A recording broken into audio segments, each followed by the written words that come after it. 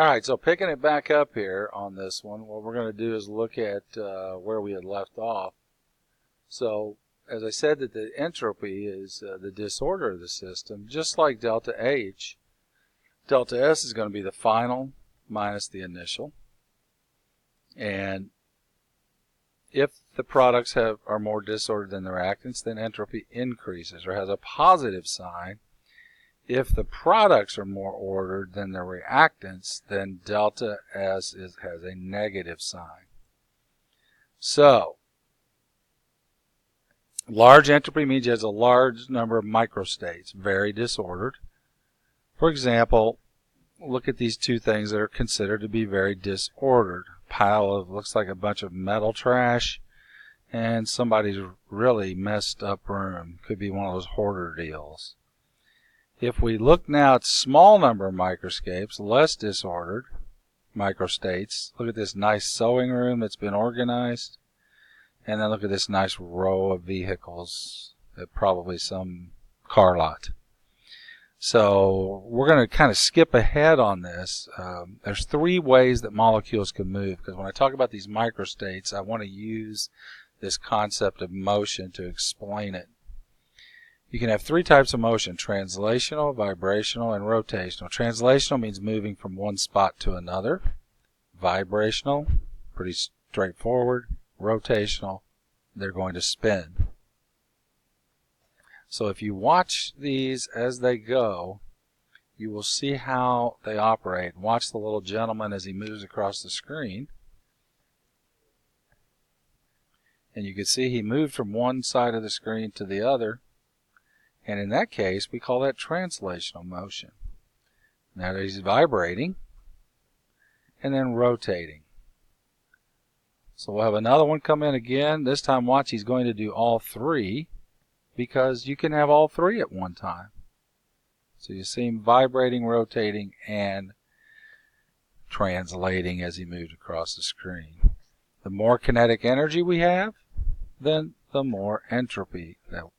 So when temperature goes up, you think about it, your translational motion is going to be so much more. You're going to move across this page so much quicker, and you're going to vibrate more, and you're going to rotate faster.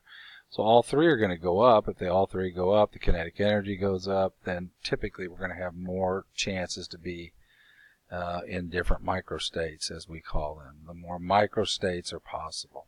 A microstate is just a position of where you can be.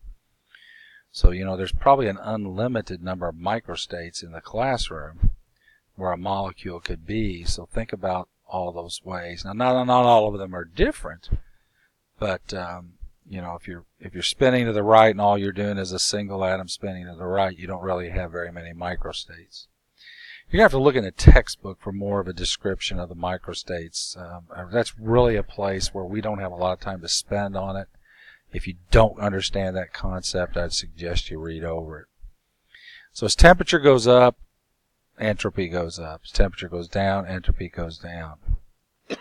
Excuse me.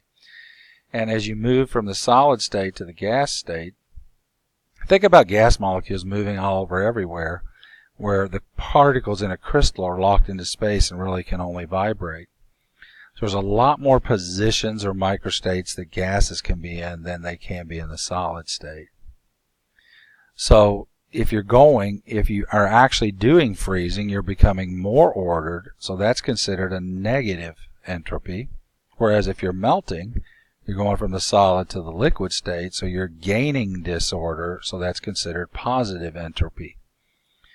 Condensing would be becoming more ordered, so that would be negative. And boiling would be going this way, so you would, from left to right, so you would be increasing your entropy in that case. Now, the second law is thermodynamics. This one's going to kind of blow your mind a little, because all of our laws that we've ever had have always been, you know, you can only change things around, you can only change the form, but the amount always stays constant. Check this out. The entropy of an isolated system that is not in equilibrium will increase over time. Carnot and Clausius both came up with this concept. So in essence, what we're saying is the entropy of the universe will always increase in a spontaneous process. So anything that's spontaneous increases the entropy of the universe. In other words, entropy is not conserved. It is constantly increasing.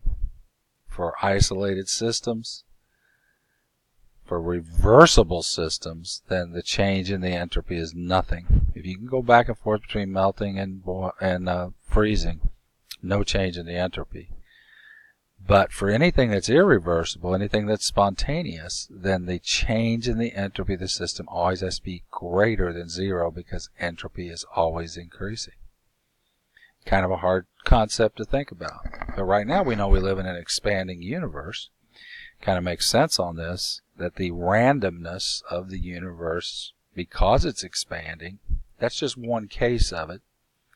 But just the structure of our universe is an expanding system. It is thought to be by most people that at some point in time it will collapse on itself again. So that means some other part of the universe will have to increase in the disorder when it starts to become more ordered again.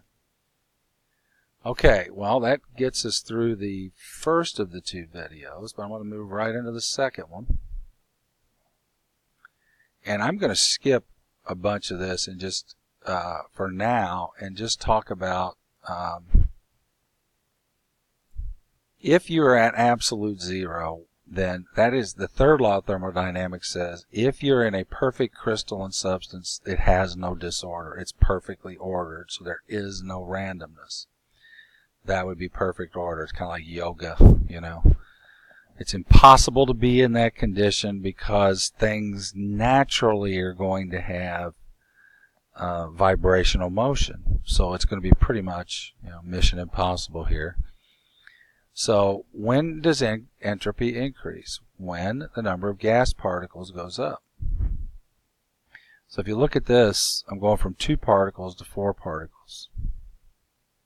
More particles, more positions they could be in, more entropy.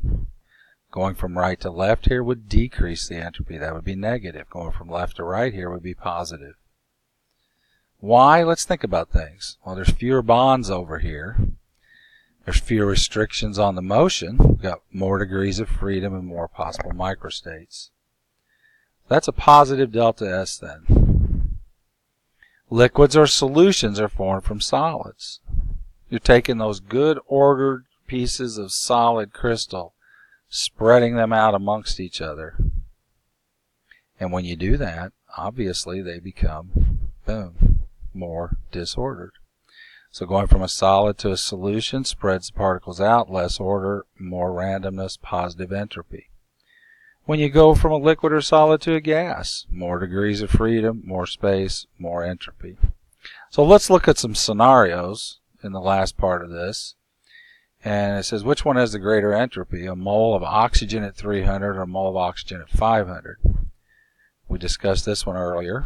You can stop the videos, think about it, and then restart. Correct answer here would be the one on the right, because at a higher temperature, more translational motion, more entropy. KCl solid or HCl gas? Both at the same temperature. Of course, the gas, because it can move more. It's not ordered in a crystal type structure. 2 moles of HCl or 4 moles of HCl, both of them at the same temperature in the same size container. Well, obviously, I hope it's obvious to you that 4 moles of particles could be in many more different positions than 2 moles of particles. If you had a whole bunch of different colored marbles in a bucket, if you had more different colors of the marbles, they could be in more different positions than these could. A mole of HCl gas at 300 or a mole of argon? And this one's going to be a little bit confusing because it said fewer bonds up in the previous statement. But the answer this time is the left one. And why? Because argon, think about it, it can't really have a lot of vibrational and rotational motion because it doesn't have any bonds. Because this molecule has bonds, it can take more microstates when it lines itself up. H can be on the left, Cl on the right, Cl on the left, H on the right, H pointing up, Cl pointing down. Whereas the argon molecule can just only rotate. It really only has one real microstate.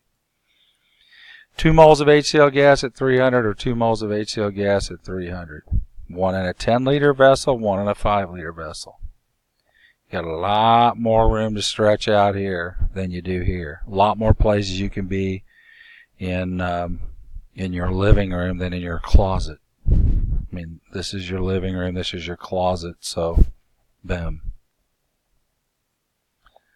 Now, we're going to do the calculations and things next time. I'm going to stop you for today, and what you need to do is I want you to work on the homework assignment that is there in your stack. I just want to discuss it real quickly, so let me close this off and open that up. And this is the problem you're going to be looking at. I want to just discuss it in these last 4 minutes that I have here.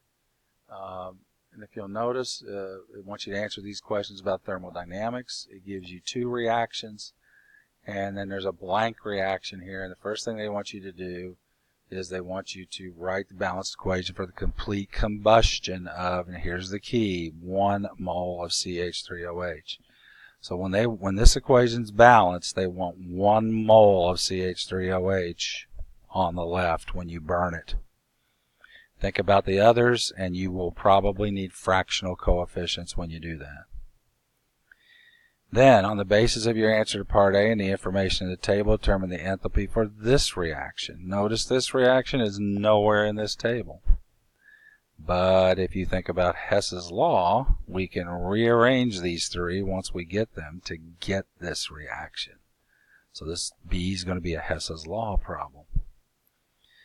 Thirdly, write the balanced chemical equation that shows the reaction that is used to determine the enthalpy of formation of 1 mole of CH3OH. Remember, enthalpy of formation is the production of 1 mole of a substance from its elements in their standard state. So remember, you're looking at carbon, hydrogen, and oxygen. So write that balanced equation. In this case, carbon will be the graphite form on the left. I can tell you that much about it. D we just went over, so I'd like for you to look at this first reaction and decide based on the rules we learned for increasing and decreasing entropy why you think that gets more disordered or more ordered based upon what is written there. What will be the sign for the entropy change. And last but not least, on the basis of bond energy, explain the combustion of H2 is exothermic. So this first reaction is exothermic, the burning of hydrogen. Why? Look at the final structures, look at the beginning structures, think about the bonds. If energy is given off, what was true about the strength of the bonds? And I can give you this much on it. You break bonds to cause reaction to happen, you form bonds to make products. So what must be true about the bond energies of the reactants versus the products if the reaction is exothermic? So you're going to have to make that decision. That might be the toughest question on the page simply because we haven't studied that a lot, but just think about it for a minute and it shouldn't be too bad. So A, B, C, D should be pretty easy based upon what we've done so far. I mean, A and C are just writing and balancing equations. B is a Hess's law problem. D you just learned about, but it should be relatively easy if you look at that one. And then E might be your toughest one. So just remember, for it to be exothermic, energy had to be released. So what must be true about the strength of the bonds in the reactants and the strength of the bonds in the products? I'll see you guys on Thursday. I apologize. Who knows? I may even roll in while you're watching this. If you get all this finished, you've watched the videos, work on this problem with the time you have remaining. And like I said, I'll see you guys Thursday. Please bring your tests along. There were a couple corrections that have to be made. If I have to adjust your grades, I can always submit a grade change. So bring those and we'll go over those. And also we'll go over the homework if you're still stuck on any of those. And hope to see you then. Have a good Tuesday morning.